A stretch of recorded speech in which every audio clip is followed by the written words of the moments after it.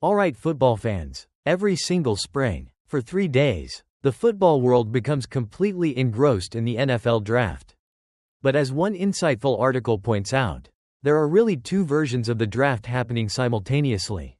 There's the capital D draft, the massive, traveling roadshow spectacle fueled by media hype, mock drafts, and jersey-clad fanatics debating every pick. And then, there's the lowercase-d draft, the quiet, strategic staffing convention where 32 professional football organizations are simply looking to make a handful of entry-level hires that fit their specific needs and culture. For early, consensus top picks, the two versions often run on parallel tracks. But as the draft unfolds, the insiders in the draft world and the actual decision-makers in the draft world often diverge dramatically.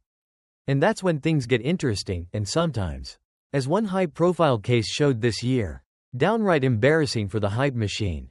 The unprecedented fall of quarterback Shedeur Sanders in the 2025 NFL Draft serves as perhaps the clearest recent example of this divergence between the spectacle and the reality. Shedeur was undoubtedly a favorite of the capital D draft crowd. It's easy to see why. He plays the league's most visible position. He possesses notable skills, and he's the son of Deion Sanders, who is, as the article puts it, a one-man content generation factory.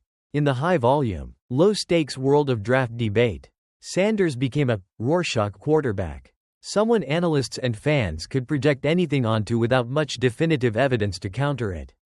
He was perfect for the spectacle.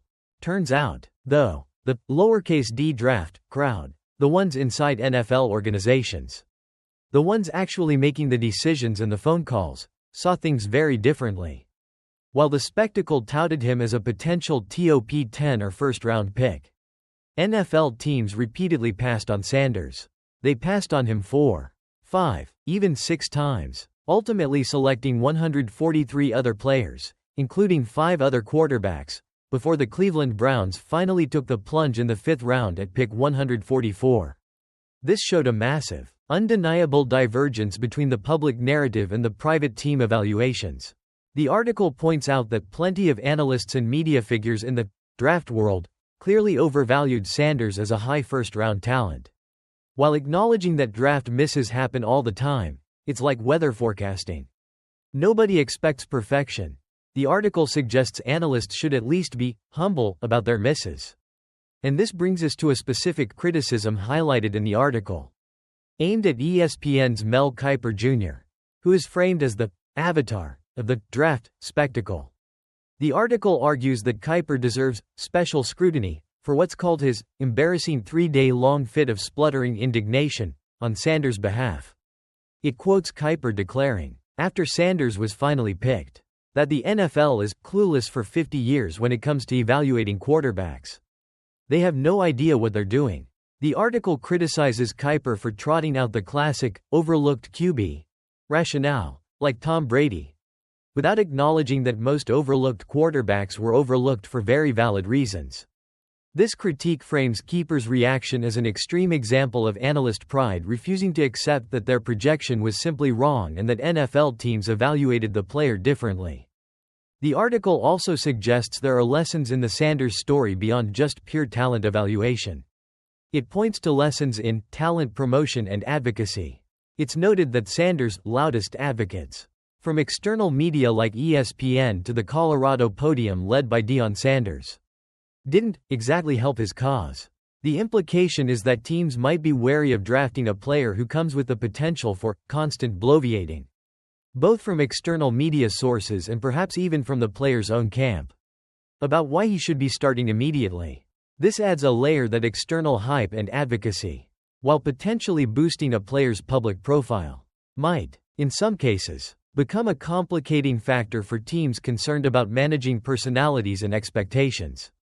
Ultimately, the core message of the article, powerfully illustrated by Shedeur Sanders' slide, is that the reality of the lowercase-d draft always trumps the storylines of the capital D draft spectacle.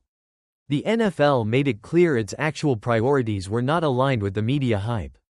The simple truth, as stated, is that if 31 internal evaluation teams thought that Sanders The whole package that encompasses Sanders was a fit for their needs.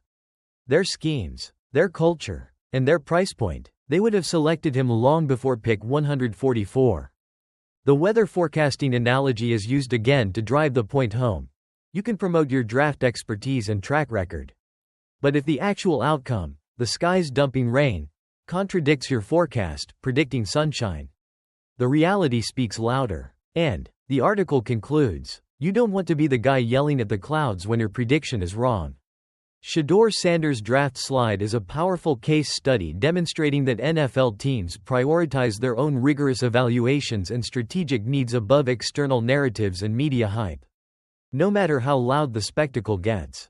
Alright, one of the big storylines to emerge from the recent NFL draft weekend was the surprising slide of quarterback Shedeur Sanders. Now, a recent analytical piece is suggesting that Sanders' fall down the draft board highlighted a really significant gap between the NFL draft as a media spectacle and the actual reality of how NFL teams conduct their business. The article makes a distinction between what it calls the capital D draft, that's the big public spectacle driven by media coverage, mock drafts, and fan excitement, and the lowercase-d draft, which is the actual process of NFL teams evaluating players and making strategic staffing decisions. Shedeur Sanders, according to this analysis, was a favorite of the capital D draft crowd. His profile as a quarterback, combined with his father Deion Sanders' significant public persona, made him a natural fit for the media spectacle. However, the article points out that the teams in the lowercase-d draft saw things very differently. They repeatedly passed on him. With 143 players and 5 other quarterbacks selected before the Cleveland Browns finally drafted him in the 5th round at pick 144. The analysis is critical of how some in the media reacted to this slide. It singles out ESPN's Mel Kiper Jr., calling him an avatar of the draft spectacle side. The piece quotes Kiper's strong reaction, where he reportedly called the NFL clueless for 50 years when it comes to evaluating quarterbacks, and offered Sanders' fall as proof. The article argues that this kind of reaction was embarrassing, and that draft analysts should be humble about their predictions that don't pan out. It uses the analogy that draft analysis is like weather forecasting. And when the actual skies speak louder than forecasts, meaning the team decisions don't match the predictions, analysts shouldn't be yelling about it. The analysis also suggests that factors beyond just pure playing talent, such as the potential for dealing with constant public attention and what the article calls bloviating from Sanders' loudest advocates, might have also played a role in some teams' decisions to pass. Ultimately, the core message of the article is that the strategic needs and evaluations of the actual NFL teams will always trump the hype, storylines, and media projections of the draft spectacle. The Shedeur Sanders story, according to this analysis, served as a clear illustration of this point, reminding everyone that NFL teams make their decisions based on their own internal assessments, which can often differ significantly from public or media expectations.